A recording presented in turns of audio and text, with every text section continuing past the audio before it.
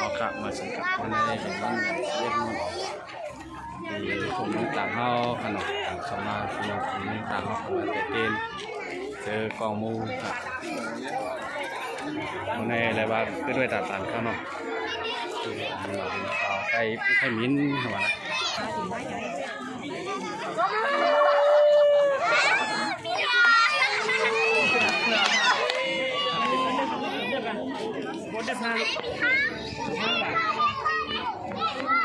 เนาะหันหาจะหันหาผู้ไทย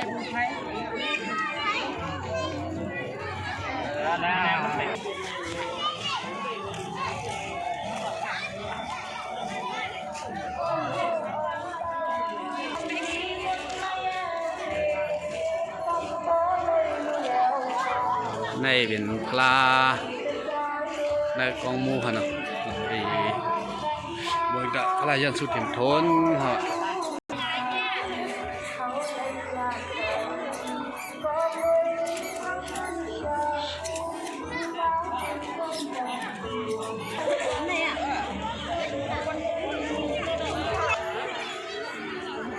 ในวางกองมูจบสินธรรมขนาด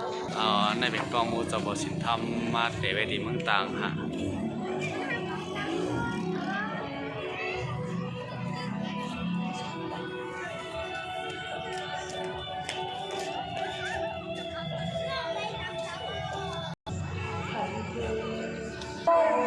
ไม่ได้เลื่อนเลี้ยงหนาขนาดเลื่อนเลี้ยงหนาในเป็นกองมูต่างที่เมืองต่างขนาดขึ้นไปออกว่าซอยชาวเอ็ดค่ะ